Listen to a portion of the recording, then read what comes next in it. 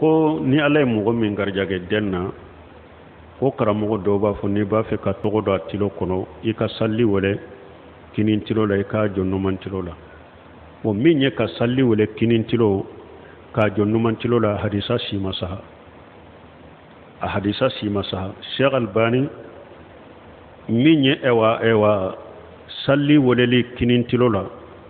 a tun ye o la saha fi riwayil Khalil a ka kitabu dɔ bɛ riwayil Khalil a tun y'o kɛ hasanu ye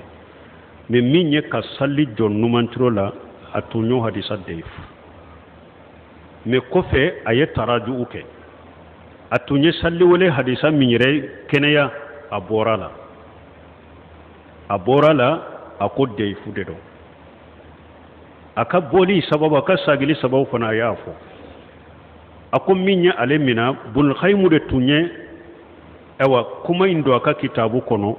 min ye ka salli jɔ kinintiro la ko deifu mais a ma jidda fara kan hadisa dɔnbagaw bolo ni ko hadisi ma deifu ni hadisa wɛrɛw nana minnu b'a sɛnbɛnti a bɛ kɛ hasanu ye mais n'a kɛra deifu jidda ye hadisa wɛrɛ tɛ se ka a giriya bon a ko ale ye kuma in ta Ibn Qayyim ta de k'a ye hadisa in kɛ hasanu ye ko mais kɔfɛ Saudiya kalanden dɔn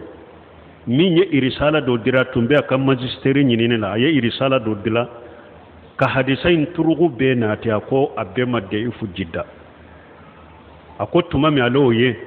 a y'a dɔn ale ye hadisa min hasanu a man ka hasanu deifu de don a ko o la a sagira ka bɔ hadisa in hasanu la a y'a kɛ deifu ye a ye duwawu kɛ kalanden ye a ko mais kalanden a ma mɛn a ma si sɔrɔ ko a tora sidan na donc u si ma saha tuguni mais dɔnnikaw ko nin ye ko sugu minnu ye depuis sarafu ni mɔgɔ fɔlɔ minnu tɛmɛna a tun bɛ mɔgɔw bolo u b'a kɛ ni mɔgɔ min b'a kɛ n y'a kɛ an t'a nankariya i kan parce que salafu tun bɛ baara kɛ n'a ye ni mɔgɔ min y'a kɛ an t'a nankariya i kan mais hadisa fula si ma saha ka salli wele kinintilo la a ma saha ka jɔ a kɔrɔta numantilo la si ma saha tuguni donc ni min y'a tɔ ye o de ka ɲi mais dɔnnikaw ko ni min y'a kɛ komi salafu ka baara tun b'a ka kɔrɔ an tɛ se ka inkaru k'i kan ka nankariya i kan bon a ko kuma fulana ko ka tɔgɔ fɔ tilo la tɔgɔ tɛ fɔ tilo la i bɛ tɔgɔ don a la dɔrɔn mais a ma kɛrɛkɛrɛ fo i ka taa tɔgɔ in fɔ a tilo de kɔnɔ o ma kɛrɛkɛrɛya i bɛ tɔgɔ k'a la dɔrɔn ka tɔgɔ fɔ dɔrɔn tɔgɔ ye karasa ye subhanakallahumma rabbana bihamdika ashhadu an la ilaha illa anta astaghfiruka wa atubu ilayk